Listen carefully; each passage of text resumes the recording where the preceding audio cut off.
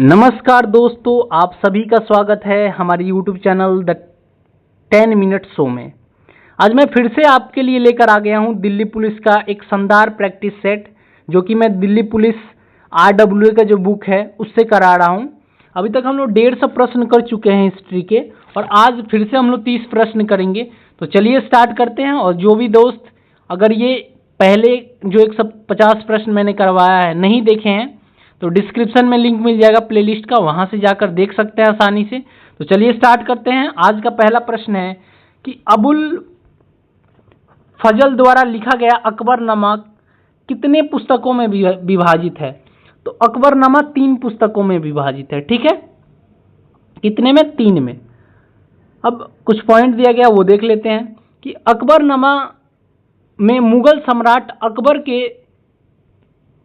जीवन की घटनाएं और उसके शासनकाल का वर्णन मिलता है। यह उनके दरबारी और इतिहासकार और जीवनी लेखक अबुल फजल द्वारा लिखी गई है, जो अकबर के दरबार के 9 रत्नों में से एक थे। यह किताब फारसी में लिखी गई है, और फारसी जो है मुगलों का मृत भाषा था। इसमें अकबर के जीवन और समय का विस्तारित विवरण शामिल है।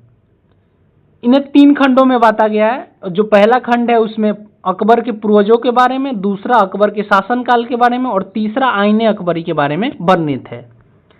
अगला प्रश्न है कि 14वीं शताब्दी में मोरक्को का यात्री इब्न बतूता किसके शासनकाल में भारत आया था?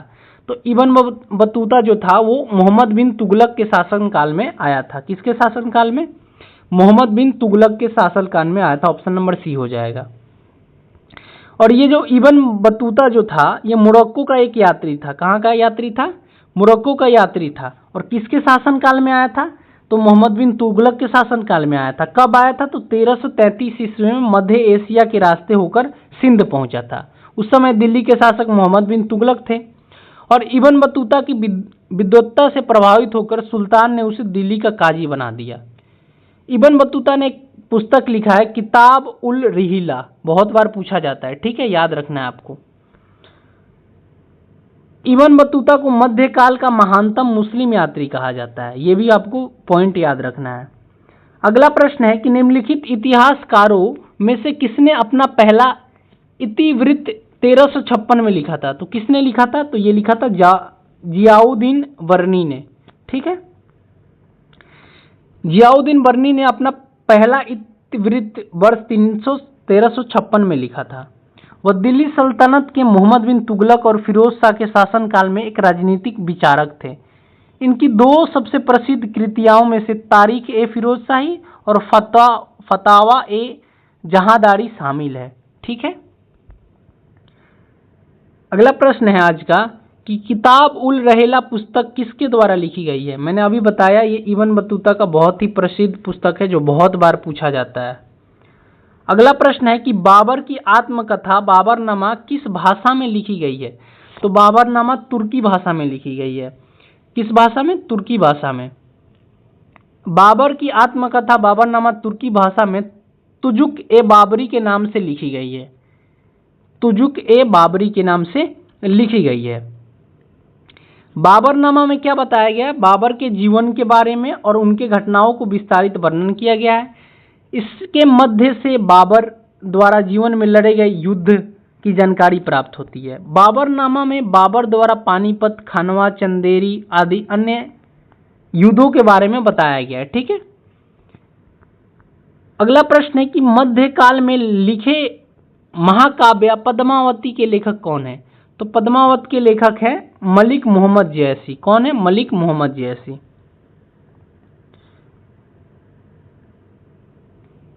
पद्मावत महाकाव्य चित्तौड़ के महान राजा रतन सिंह रावल और रानी पद्मावती की कथा है, जिसमें रानी पद्मावती की अद्वितीय सौंदर्य और बुद्धिमान युद्ध नीतियों आदि का वर्णन किया गया। पद्मावती मानसवी शैली में रचित एक प्रबंध काव्य है, जिसमें चित्तौड़ पर अलाउद्दीन खिलजी के आक्रमण तथा रानी पद्मावती के जौहर का वर्णन है।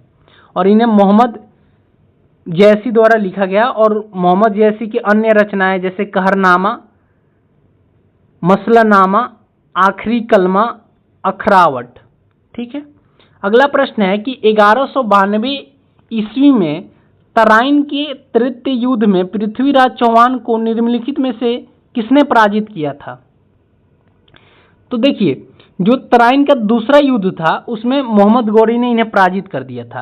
हालांकि पहले जो 1191 में युद्ध हुआ था उसमें मोहम्मद गौरी हार गया था और उसमें पृथ्वीराज चौहान की विजय हुई थी। अब कुछ इंपॉर्टेंट पॉइंट दिया वो देख लेते हैं। तराइन का प्रथम युद्ध 1191 ईस्वी में लड़ा गया था। तराइन के प्रथम युद्ध में पृथ्वीराज चौहान ने मोहम्मद गौरी को हराया था। तराइन का दूसरा युद्ध 1192 में लड़ा गया और दूसरे युद्ध में मोहम्मद गौरी जो था वो पृथ्वीराज चौहान को हरा दिया था। 1192 के तराइन के युद्ध में पृथ्वीराज चौहान को मोहम्मद गौरी के हाथों से पराजित होना पड़ा और पृथ्वीराज चौहान को व्यापक रूप से अंतिम हिंदू सम्राट माना जाता है। व्यापक रूप से क्या माना जाता है? अंतिम हिंदू सम्राट माना जाता है इनको। अगला प्रश्न है कि डैश के जीत ने भारत में दिल्ली सल्तनत की आधारशिला रखी थी। तो तुर्कों को जीत के बाद भारत में आधारशिला किसका रखा गया था? दिल्ली सल्तनत का। दिल्ली सल्तनत का जो शुरुआत हुआ मुस्लिम आक्रमण के बाद दिल्ली सल्तनत का स्थापना हुआ और दिल्ली सल्तनत में सबसे पहला शासक था कुतुबुद्दीन ऐबक जो गौरी का एक गुलाम था। दिल्ली सल्तनत की स्थापना तुर्को मुसलमानों ने की थी। दिल्ली सल्तनत में शमसी वंश का प्रमुख शासक शमसुद्दीन इल्तुमिश था। इल्तुमिश एक कुतुबुद्दीन ऐबक का दामाद था। इल्तुमिश ने 1210 से 1226 ईस्वी तक शासन किया और इल्तुमिश को ही वास्तविक संस्थापक माना जाता है। किसका? दिल्ली सल्तनत का। अगला प्रश्न है कि निम्नलिखित में से कौन तुर्क शासक था जिसने 1398 ईस्वी में लूट के इरादे से भारत पर आक्रमण किया था? तो वो तैमूर लंग था। कौन था? तैमूर लंग। तैमूर लंग 1398 ईस्वी में भारत पर नसरुद्दीन मोहम्मद शाह के समय पर आक्रमण किया था। तैमूर के पश्चिमी साहित्य में तैम्बुरलैन भी कहा जाता है। यह समरकंद एक तुर्क सम्राट था। अगला प्रश्न है कि मोहम्मद गौरी की सेना और पृथ्वीराज चौहान के बीच 2 बार युद्ध हुआ जिसमें किस युद्ध की दूसरी लड़ाई 1192 पृथ्वीराज चौहान हार गए? तो अभी बताया था मैंने कि दूसरी युद्ध हुआ था वो तराइन का दूसरे युद्ध में हार गए थे। पहले युद्ध में हालांकि ये जीते थे और दूसरे युद्ध में हार गए थे। अगला प्रश्न है कि तैमूर ने दिल्ली पर किस वर्ष पर आक्रमण किया था? तो तैमूर ने 1398 में आक्रमण किया था। तैमूर ने दिल्ली पर वर्ष 1398 में तुगलक वंश के अंतिम शासक नसरुद्दीन के शासन काल के दौरान आक्रमण किया था। तैमूर एक तुर्क मुगल आक्रमणकारी था जिसने तैमूर साम्राज्य की स्थापना की थी। अगला प्रश्न है कि निम्नलिखित में से किसने अपने हमलों में प्रसिद्ध सोमनाथ मंदिर के साथ अन्य मंदिरों को 17 बार लूटा और नष्ट किया था? तो ये मोहम्मद गजनी था। कौन था? मोहम्मद गजनी। बहुत ही ये खतरनाक शासक था। 17 बार हमला किया था। इसने सोमनाथ मंदिर को नष्ट करवाया था और तोड़वाया था और सोने चांदी की सभी अब उसने लूट लिया था और ये 17 बार कुल आक्रमण किया है। अगला प्रश्न है कि इनमें से किसके द्वारा दिल्ली सल्तनत में एकता प्रणाली के संस्थागत रूप से लागू किया गया था? तो इल्तुमिश के द्वारा किया गया था। ठीक है, और इल्तुमिश वास्तविक संस्थापक था किसका? दिल्ली सल्तनत का। अगर वास्तविक नहीं पूछा तो आपको बताना है कुतुबुद्दीन ऐबक, लेकिन अगर वास्तविक पूछ दिया तब बताना है इल्तुमिश। इक्तादारी प्रणाली इसी के समय शुरू हुआ था। केंद्रीकरण के लिए एक महत्वपूर्ण साधन था। इल्तुमिश का शासनकाल 1210 से 1236 तक था। इल्तुमिश ने लाहौर की बजाय दिल्ली को राजधानी बनाया था और इसे गुलामों का गुलाम कहा जाता है क्योंकि गौरी का गुलाम था कुतुबुद्दीन ऐबक और कुतुबुद्दीन ऐबक का गुलाम था इल्तुमिश, हालांकि उसका दामाद भी था। किसके बीच की अवधि दिल्ली सल्तनत की अवधि के रूप में जाना जाता है? तो 1206 से लेकर 1526 तक की अवधि को किसके रूप में जाना जाता है? दिल्ली सल्तनत की। उसके बाद 1526 में बाबर आ गया था और बाबर ने किसकी स्थापना की थी? मुगलों की स्थापना की थी। अब निम्नलिखित में से दिल्ली सल्तनत का सही क्रम बताना है। तो सबसे पहले गुलाम वंश था, फिर खिलजी था, फिर तुगलक था, फिर लोधी। ऑप्शन नंबर बी हो जाएगा, गुलाम, खिलजी, तुगलक, लोधी। सबसे पहले गुलाम वंश, फिर खिलजी वंश, फिर तुगलक वंश, फिर सैयद और फिर लोदी वंश। दिल्ली सल्तनत में कुल 5 वंशों ने शासन किया है। निम्नलिखित में से कौन गुलाम वंश का संस्थापक था, जो पहले मोहम्मद गोरी का सेनापति था? तो गुलाम वंश का संस्थापक कौन था? कुतुबुद्दीन ऐबक। लेकिन वास्तविक संस्थापक पूछता तो यहां बताते हम इल्तुमिश था। और ये बोल दी भी जाएगी कि पहले मोहम्मद गोरी का सेनापति था, तो वो कुतुबुद्दीन ऐबक था।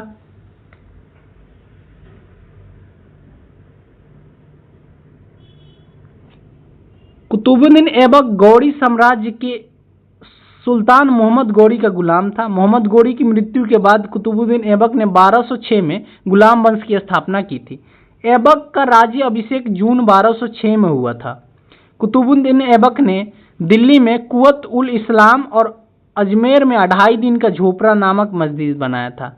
और यह जो 2.5 दिन का झोपड़ा नाम पड़ा ना, ये 2.5 दिन में ही बनाया गया था। यानी कि आपका बोले तो 2.5 दिन का मतलब 2.5 दिन का मतलब कितना हो गया आपका? 60 घंटे में बनाया गया था। 60 घंटे में मात्र ये बनाया गया था, इसीलिए इसका नाम पड़ा 2.5 दिन का झोपड़ा। उन्होंने सूफी संत ख्वाजा कुतुबुद्दीन बख्तियार काकी के सम्मान में कुतुब मीनार का निर्माण शुरू कराया था। अगर कुतुब मीनार का निर्माण शुरू पूछे तो आपको बताना है कुतुबुद्दीन ऐबक। लेकिन इसका जो कंप्लीट करवाया था वो कौन करवाया था? इल्तुमिश ने करवाया था। और ये देखिए प्रश्न पूछ ही दिया कि 2.5 दिन का झोपड़ा डैश में स्थित सबसे पुराना मस्जिद है, तो ये अजमेर में स्थित है। और किसने बनवाया था? तो ये बनवाया था आपका कुतुबुद्दीन ऐबक ने बनवाया था। ठीक है, अगला है कि सल्तनत काल 1206 से 1526 के दौरान दिल्ली पर कितने राजवंश ने शासक किया? तो हमने अभी देखा कि 5 राजवंशों ने शासक किया। कौन कौन से राजवंश थे? तो सबसे पहला गुलाम वंश। और गुलाम वंश में कौन कौन से शासक किए हैं? तो कुतुबुद्दीन ऐबक, शमसुद्दीन इल्तुमिश, रजिया सुल्तान जो कि इल्तुमिश की बेटी थी, गयासुद्दीन बलबन। खिलजी वंश इसके बाद आया जिसके संस्थापक जलालुद्दीन खिलजी थे, और उसके बाद अलाउद्दीन खिलजी। फिर तुगलक वंश आया, तुगलक वंश के संस्थापक गयासुद्दीन तुगलक थे। इसके बाद मोहम्मद बिन तुगलक आए, फिर फिरोज शाह तुगलक आए। फिर इसके बाद सैयद वंश आया जिसके संस्थापक खिजिर खान थे, और उसके बाद मुबारक शाह, मोहम्मद शाह, अलाउद्दीन आलम शाह। फिर लोदी वंश आया जिसके संस्थापक बहलोल लोदी थे। फिर सिकंदर लोदी आया, और इब्राहिम लोदी जो कि आखिरी शासक थे सुल्तान के, दिल्ली सुल्तान के। उसके बाद दिल्ली सुल्तान का जो था वो नष्ट हो गया, और उसके बाद किनकी शुरुआत हुई? मुगलों की शुरुआत हुई। अगला प्रश्न है कि रजिया निम्नलिखित में से किस वर्ष में दिल्ली की सुल्तान बनी थी? तो ये 1236 में बनी थी। ठीक है, रजिया जो थी वो इल्तुमिश की पुत्री थी। ठीक है, रजिया किसकी पुत्री थी? इल्तुमिश की। रजिया के प्रशासनिक सुधार किए तथा न्यायिक और धार्मिक सहिष्णुता को बढ़ावा दिया। 1240 में कैथल के निकट रजिया का हत्या कर दिया गया। तो ये 1236 से लेकर 1240 तक रूल की थी, और ये पहली महिला थी, ये भी याद रखना है।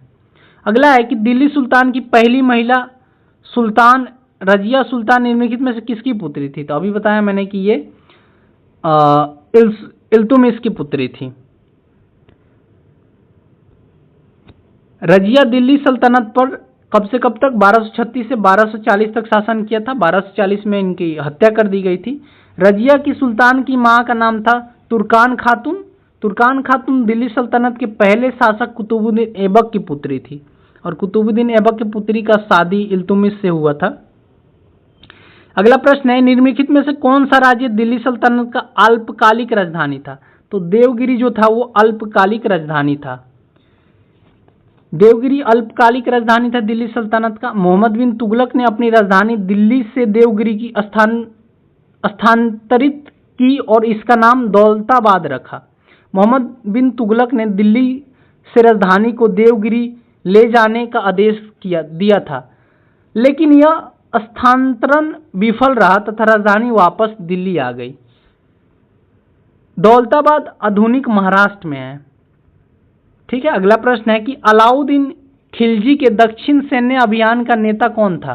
तो मलिक काफूर जो था वो दक्षिण अभियान का क्या था, नेतृत्व कर रहा था। मलिक काफूर को 1000 दिनारी भी कहा जाता है। मलिक काफूर दिल्ली सल्तनत के शासक अलाउद्दीन खिलजी का सेनापति था। ठीक है, मलिक काफूर के दक्षिण भारत में चलाया गया अभियान। पहला आक्रमण किया था तेलंगाना क्षेत्र में वरांगल के शासक प्रताप रुद्र देव के विरुद्ध, और अगला किया था दूसरा अभियान जो किया था समुद्र और मालाबार के खिलाफ था। अगला प्रश्न है कि दिल्ली के हौज खास क्षेत्र में चार मीनार किसने बनवाई थी। ये चोर मीनार हो गया, चार मीनार होगा। तो चार मीनार किसने बनवाई थी, अलाउद्दीन खिलजी ने बनवाई थी। किसने, अलाउद्दीन खिलजी। चार मीनार या टावर ऑफ थीव्स भी कहा जाता है, जिसमें 225 क्या है, छेद है। 13वीं शताब्दी में बनाया गया था। इसका निर्माण खिलजी वंश के शासन में हुआ था, जो कि अलाउद्दीन खिलजी ने कराया था। निम्नलिखित में से किसका निर्माण तुगलक काल में नहीं हुआ था। इसमें से बताना है चारों में से किसका नहीं हुआ था। तो जामा मस्जिद का जो था वो तुगलक काल में नहीं हुआ था, क्योंकि जामा मस्जिद का निर्माण किसके काल में हुआ था, मुगल काल में हुआ था। मुगल काल में इसका जामा मस्जिद का निर्माण हुआ था, शाहजहां ने करवाया था। तुगलक वंश के संस्थापक गयासुद्दीन तुगलक था। तुगलक वंश के 3 महत्वपूर्ण शासक हुए, गयासुद्दीन तुगलक, मोहम्मद बिन तुगलक और फिरोज शाह तुगलक। अगला प्रश्न है कि दिल्ली के किस सुल्तान ने कुछ कुछ आज की कागजी मुद्रा की तरह टोकन मुद्रा चलाई थी। तो मोहम्मद बिन तुगलक ने चलाई थी। किसने चलाई थी, मोहम्मद बिन तुगलक ने। दिल्ली के सुल्तान मोहम्मद बिन तुगलक ने टोकन की मुद्रा प्रचलन किया था। टोकन की मुद्रा के जरिए व्यापार का आसान बनाना और दुर्लभ धातुओं पर निर्भरता काम करना था। टोकन मुद्रा में जीतल तांबे का सिक्का और टांका चांदी का सिक्का जैसे सिक्के थे। अगला प्रश्न है कि तुगलक वंश के बाद किस वंश ने शासन किया था। तो तुगलक के बाद सैयद ने शासन किया था। किसने, सैयद वंश ने। ऑप्शन नंबर सी हो जाएगा। तुगलक वंश का शासनकाल कब से कब रहा, 1414 से 1451 तक। इसके संस्थापक खिजिर खान थे और सैयद वंश के शासकों ने कुल 37 वर्ष तक शासन किया था। अगला प्रश्न है कि दिल्ली सल्तनत के तहत कौन सा राजवंश भारत में पहला अफगान पश्तून राजवंश था। तो वो था लोदी। कौन सा था, लोदी। दिल्ली सल्तनत का पहला अफगान वंश लोदी वंश था। लोदी वंश ने 1451 से 1526 तक दिल्ली सल्तनत पर शासन किया था। यह दिल्ली सल्तनत का 5वां और आखिरी राजवंश था। लोदी वंश के संस्थापक बहलोल लोदी थे। सिकंदर लोदी बहलोल लोदी का पुत्र था, जिसने 1504 में आगरा की स्थापना की थी और अपनी राजधानी बनाई थी। ये बहुत बार पूछता है कि आगरा की स्थापना किसने की थी। तो सिकंदर लोदी ने की थी और ये बहलोल लोदी का पुत्र था। इब्राहिम लोदी सिकंदर लोदी का पुत्र था और ये दिल्ली की आखिरी लोदी सुल्तान थी। अगला प्रश्न है कि लोदी वंश के वास्तुकला निम्नलिखित में किस आकृति के मकबरे पाए गए हैं। तो यहाँ अष्टभुजकार पाया गया है। कैसा पाया गया, अष्टभुजकार और चौकोर तथा अष्टभुजकार पाया गया है। अगर ऑप्शन में चौकोर रहता, अगर अष्टभुजकार नहीं रहता तो हम लोग चौकोर पे टिक करते। ठीक है। सिकंदर लोदी का मकबरा दिल्ली के लोदी गार्डन में बना है। यह मकबरा अष्टकोणीय आकार का है और इंडो इस्लामिक शैली में बना है। इब्राहिम लोदी का मकबरा पानीपत में। लोदी वंश का संस्थापक शासक निम्नलिखित में से कौन था। तो लोदी वंश का संस्थापक शासक कौन था, तो बहलोल खान लोदी था। कौन था, Bahlol Khan Lodi. Option number C हो जाएगा। और बहलोल लोदी ने 1451 ईस्वी में लोदी वंश का स्थापना किया था। बहलोल लोदी के बाद उसका पुत्र सिकंदर लोदी ने दिल्ली शासन पर बैठा। सिकंदर लोदी 1504 में आगरा शहर की स्थापना की और आगरा को अपना राजधानी बताया। अभी मैंने बताया था ये जस्ट। सिकंदर लोदी ने गुलरुखी शीर्षक नामक फारसी में कविताएं लिखता था। सिकंदर लोदी के बाद उसका पुत्र इब्राहिम लोदी गद्दी पर बैठा और मुगल वंश के संस्थापक बाबर और इब्राहिम लोदी के बीच 1526 में पानीपत का प्रथम युद्ध हुआ और इब्राहिम लोदी पराजित हुआ और उसके बाद मुगल वंशों का स्टार्ट हुआ, मतलब मुगल रूल करने लगे दिल्ली सल्तनत के बाद। और आज का आखिरी प्रश्न है कि डैश के वजीर मंत्री ने दिल्ली में मोठ की मस्जिद बनवाई थी। तो ये सिकंदर लोदी ने बनवाई थी। किसने? सिकंदर लोदी ने बनवाई थी। ठीक है, सिकंदर लोदी का शासनकाल कब से कब तक था? तो ये 1489 से 1517 तक था। ठीक है, तो मैं अगर वीडियो अच्छा लगा हो तो लाइक कर दीजिएगा और चैनल पे नए होंगे तो सब्सक्राइब कर लीजिएगा। और जो भी दोस्त नहीं देखे हैं वीडियो, इसके पहले वाले 150 प्रश्न प्लेलिस्ट का लिंक मिल जाएगा डिस्क्रिप्शन में, वहां से जाकर देख लेंगे। जय हिंद, जय भारत।